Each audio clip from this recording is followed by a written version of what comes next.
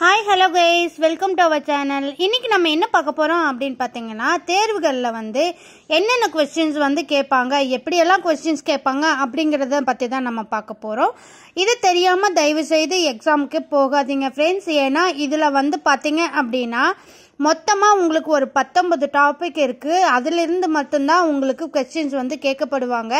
So இது எல்லாமே ரொம்ப இம்பார்ட்டண்டான கொஸ்டின்ஸ். ஸோ அதிலிருந்து என்னென்ன கொஸ்டின்ஸ் எல்லாம் எடுக்கலாம், எப்படியெல்லாம் கொஸ்டின்ஸ் கேட்கலாம் அப்படிங்கிறத பற்றி தான் நான் உங்களுக்கு சொல்ல போகிறேன்.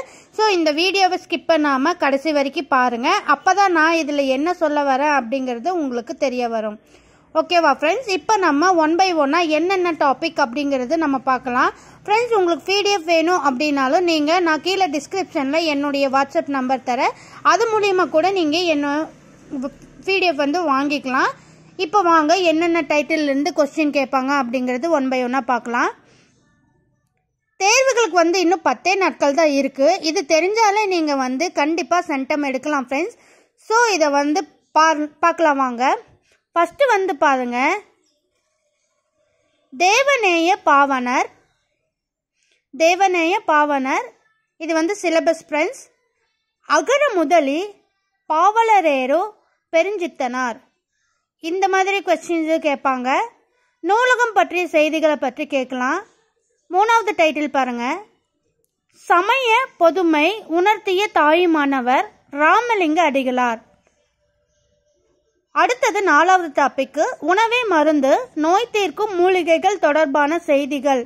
அடுத்தது 5வது டாபிக், தமிழர் வணிகம், தொல்லியல் ஆய்வுகள், கடற்பயணங்கள் தொடர்பான செய்திகள். இதிலிருந்து கொஸ்டின்ஸ் கேட்கப்படலாம்.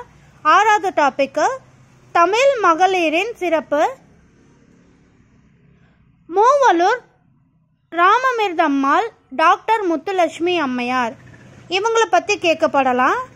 7வது டாபிக்கு, தமிழ் மொழியில் அறிவியல் சிந்தனைகள் தொடர்பான செய்திகள். அடுத்தது 8வது டாபிக்கு, உலகளவிய தமிழர்களின் சிறப்பும் பெருமையும் தமிழ் பணியும். 9வது டாபிக், தமிழகம் ஊரும் பேரும் தோற்றம் மாற்றம் பற்றிய செய்திகள். 10வது டாபிக், தந்தை பெரியாரை பற்றி கேட்கலாம். பேரறிஞர் அண்ணா பற்றி கேட்கலாம்.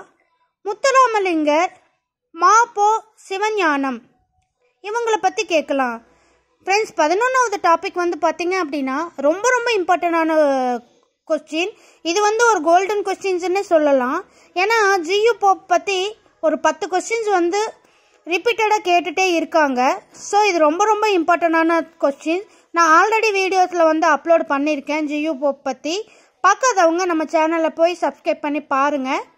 ஜியு போப்பு, வீரமா முனிவர், தமிழ் தொண்டுகள். அடுத்தது 12வது டாபிக், பாரதியார் பற்றி கேட்கலாம். பாரதிதாசனை பற்றி கேட்கலாம். நாமக்கல் கவிஞர், கவிமணி தேசிய விநாயகனார், இந்த மாதிரி கொஸ்டின்ஸ் கேட்கலாம். இது எல்லாமே தமிழ் கொஸ்டின்ஸு. ஸோ மறக்காமல் நோட் பண்ணிக்கோங்க. ஊவி சாமிநாதர், தேப்போ மீனாட்சி சுந்தரனார், சி லக்குவனார், இந்த மாதிரி டைட்டில் கேட்கலாம். அடுத்தது செய்யுளில் உரைநடை கேட்கலாம், இலக்கணம் கேட்கலாம், மறைமலை அடிகள் கேட்கலாம். பறைமாற்ற கலைஞர் நாமு வேங்கடசாமி நாட்டார். 15வது டாபிக், தமிழன் தொன்மை, தமிழ் மொழியின் சிறப்பு, திராவிட மொழிகள். அடுத்தது 16வது, இதுவும் ஒரு கோல்டன் கொஸ்டின்ஸ்னு சொல்லலாம், கலைகளை பற்றி மேக்ஸிமம் உங்களுக்கு ஒரு 5 to 10 கொஸ்டின்ஸ் கேட்பாங்க.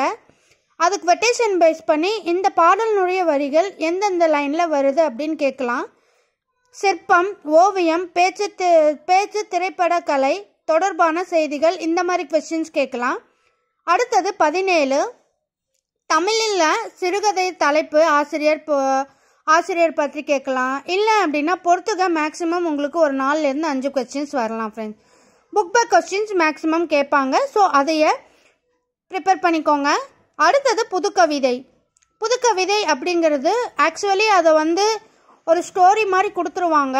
இதனுடைய எந்த மாதிரி கொஸ்டின்ஸ் இப்படி கேட்பாங்க அப்படிங்கிறது பார்த்தீங்கன்னா பெட்டிஷன் பேஸ் பண்ணி கேட்பாங்க ஃப்ரெண்ட்ஸ்.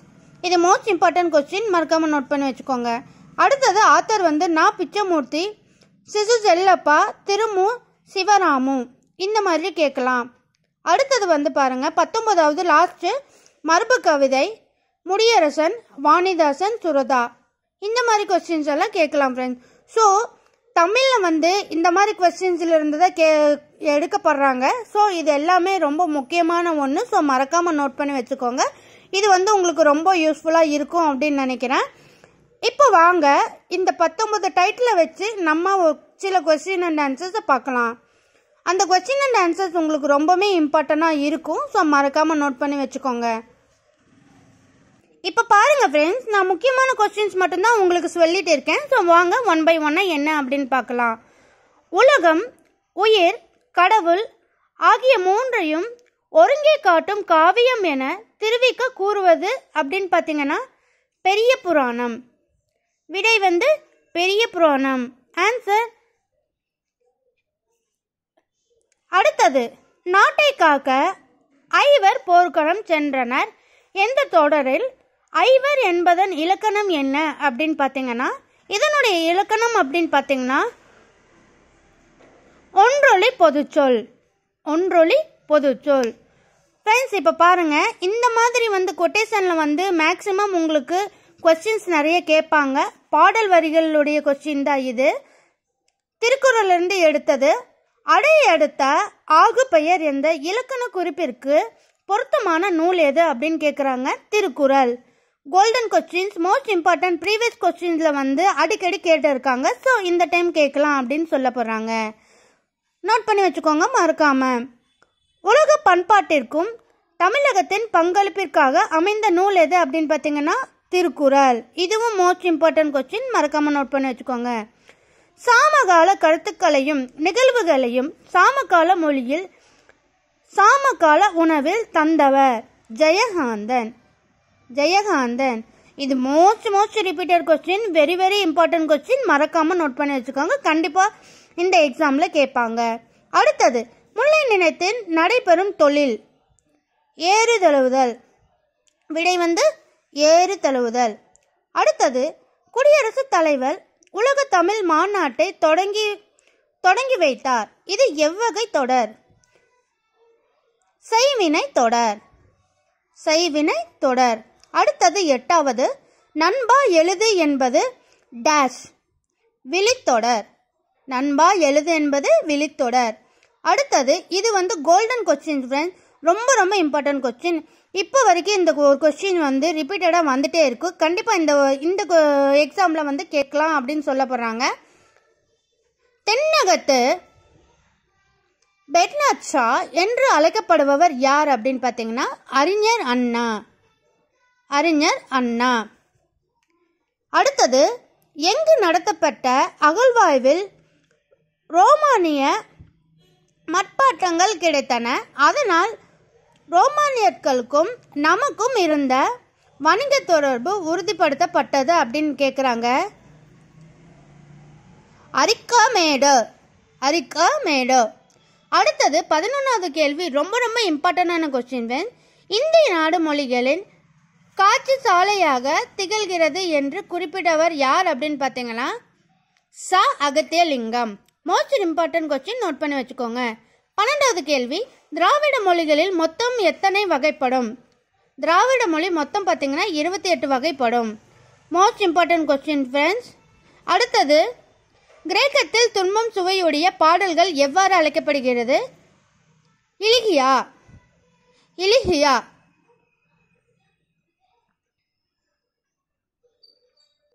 அடுத்தது வந்து பாருங்க, நாட்டின் சிறந்த அரண்களுள் நீருக்கு முதலிடம் தருபவர் யார் அப்படின்னு பார்த்தீங்கன்னா திருவள்ளுவர்.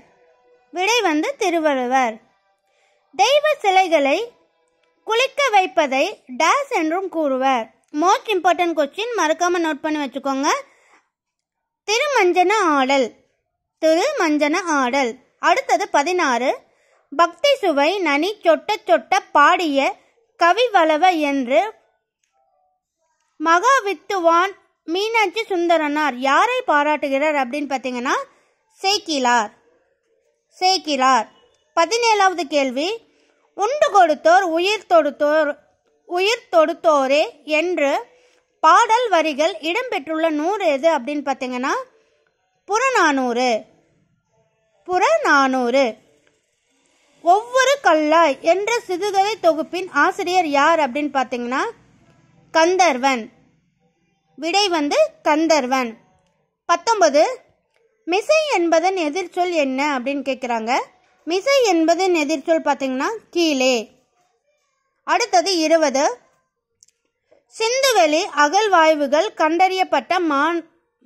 கண்டறியப்பட்ட மாடு தழுவும் கல் முத்திரை ஒன்று தமிழர்களின் பண்பாட்டு தொல்லியல் அடையாளமான 7 தழுவுதலை குறிப்பதற்காக தெரிவித்தவர் யார் அப்படின்னு பார்த்தீங்கன்னா ஐராவதம் மகாதேவன்.